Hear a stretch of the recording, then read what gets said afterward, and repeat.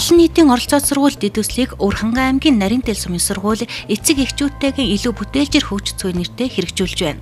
Тус сургуулийн төслийг хэрэгжүүлэгч баг олон нийтийн оролцоод сургууль төслийн сургууль зохион байгуулж, сургуулийнхаа олон нийтийн оролцооны өнөөгийн байдалд үнэлгээ хийхэд эцэг эхийн оролцоог нэмэгдүүлэх, тэр дундаа хүүхдэн дотор байранд амьдардаг малчин эцэг эхчүүдийн оролцоог нэмэгдүүлэх шаардлагатай болохыг тодорхойлжээ. Малчин эцэг эхчүүдийн оролцоо, малчин эцэг эхчүүдийн санаачлаг, малчин эцэг эхчүүдийн дэмжлэг, эцэг эхийн оролцоотой загвар дотор байр. Нарийнтэл сумын ерөнхий боловсролын сургууль 427 суралцагчтайгаас 186 хүүхдэн дотор байранд амьдарч байна. Малчин эцэг эхчүүд дотор байранд амьдардаг хүүхдүүдтэй тавих анхаарал сул байдаг нь төслийг хэрэгжүүлэх гол шаардлага болсон байна. Иймээс малчин эцэг эхчүүдийн оролцоо, хяналтан түшиглэн, дотор байрны үйлчлэгийн чанар хүртээмжийг нэмэгдүүлэн, суралцагчдын аятуухтай амьдрах, амжилттай суралц орчин нөхцөлийг бүрдүүлсэн эцэг эхийн оролцоотой загвар дотор байр болох зорилго тавьсан байна.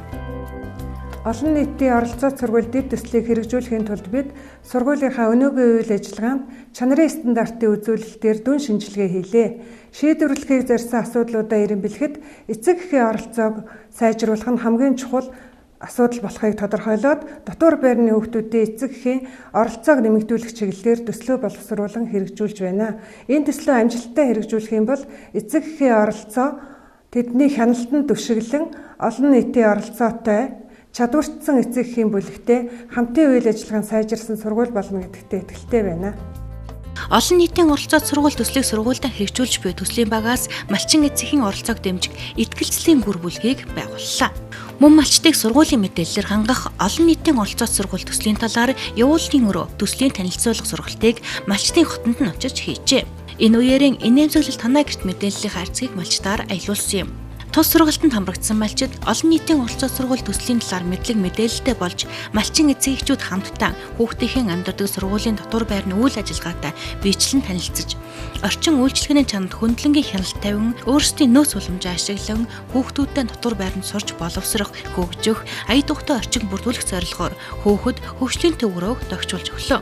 Энэхүү өрөөнд сурагчид чөлөө цагаараа хичээлээ давтах, шатар шагаа төвлөх, хамтдаа хөгжих боломж бүрдэж байх юм а. Бидний сурах орчиг бүрдүүлчихсэн аав ээжүүдтэй баярлалаа. Мөн малчин эцэг эхчүүд хамтран өөрсдийн нөөц боломжоо ашиглан сургуулийн дотор байранд халуун усны бойлуур шинээр суйрлуулж өглөө.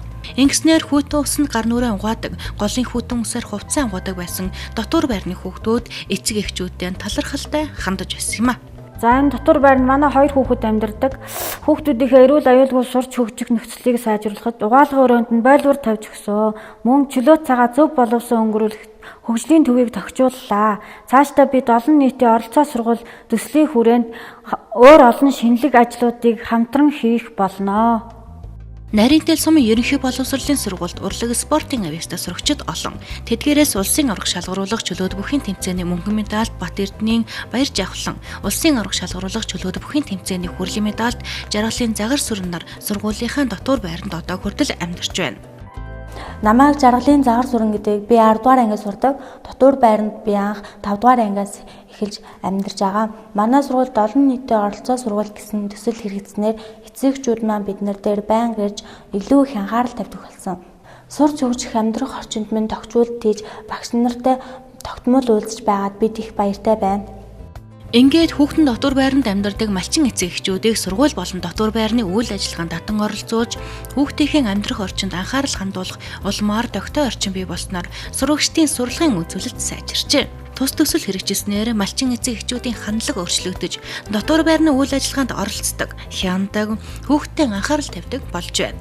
Мөн сурагч багш эцэг эхийн хамтын ажиллагаа сайжирч, сургуулийн өмнө тулгамдсан аливаа асуудлыг шийдвэрлэхэд эцэг эхчүүдийн санал ажиллах нэмэгдлээ. Цаашид олон нийтийн оролцоо сургууль төслийн хүрээнд зөвхөн малчин эцэг эхчүүд дотор байрны хүүхдүүдэд анхаарал хандуулах биш, сургуулийнхаа бүх хүүхдүүд хурж ажиллах, тэдний эцэг эхчүүдэд хамтран олон төрлийн ажил зохион байгуулахыг зорж байна.